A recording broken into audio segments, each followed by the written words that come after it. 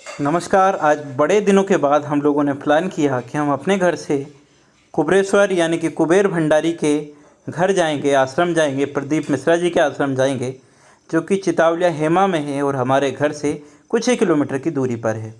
हम जब जा रहे थे तो रास्ते में पड़ने वाले आसपास की हरियाली को हमने कैमरे में कैद करने की कोशिश की और ये भी कोशिश की कि रास्ते में पड़ने वाली सभी चीज़ें आपको पूरी से पूरी प्राप्त हों।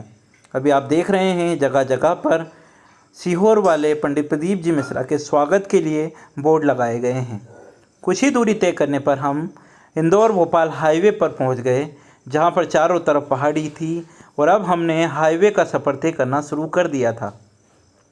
हाईवे का सफ़र तय करने के बाद हमें पता चला कि सामने एक साइन बोर्ड लगा हुआ है।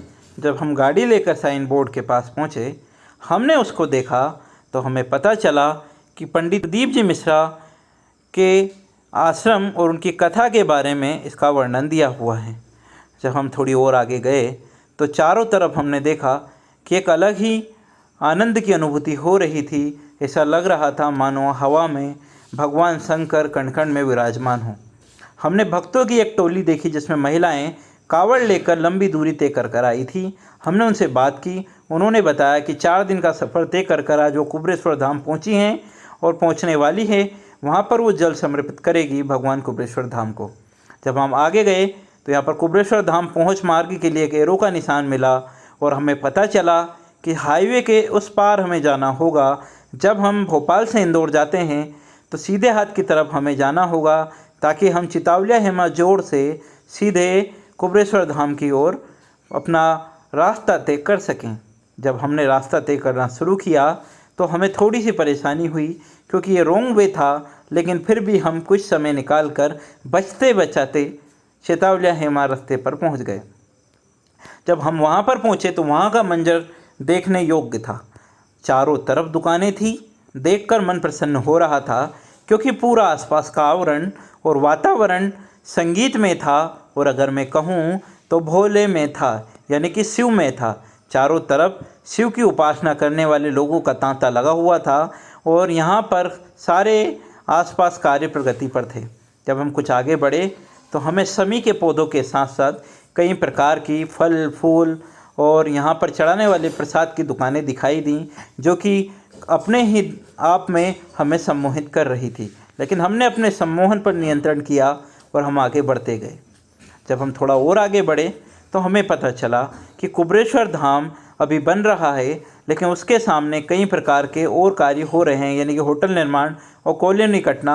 हमने उसको भी अच्छे से देखा, लेकिन फिर हमने वहाँ पर अपना समय व्यतीत ना करते हुए अंदर जाने का निर्णय लिया। कुबेरेश्वर धाम की जब हमने प्रतिमा देखी तो वो वास्तविकता में एक विशालकाय प्रतिमा थी, जो कि मुझे लगता है कि भारत की सबसे ऊंची शिवलिंग यहाँ पर ही निर्माण होगा। फिर हमने अपने वाहन को एक तरफ रखकर अंत में हम कुबेरेश्वर धाम पहुँच ही गए। हमने भोले भंडारी का दर्शन कर अपना सिर झुकाया, उन्हें प्रणाम किया। जब कुबेरेश्वर धाम हम पहुँचे तो हमने देखा कि गुफा मार्ग अभी बंद है। इसके कारण हमने वहाँ पर गार्ड बैठे हुए थे, उनसे बात की, लेकिन उन्होंने कहा कि अंदर कार्य चल रहा है, वो किसी भी दुर्घटना का असमय ना घटित हो, इसलिए उसमें जाना अभी चालू नहीं है। लेकिन फिर हमने देखा कि बाहर समी के पेड़ के पास भगवान शिव, या मैं कहूँ भगवान कुबेरेश्वर की एक प्रतिमा लगाई गई थी, जिस पर सभी श्रद्धालु जल चढ़ाकर अपने मन की मुरादों को प्रभु से मांग रहे थे। कुछ देर वहाँ ठहरने के बाद मुझे भक्तों का एक अटूट विश्वास दिखा।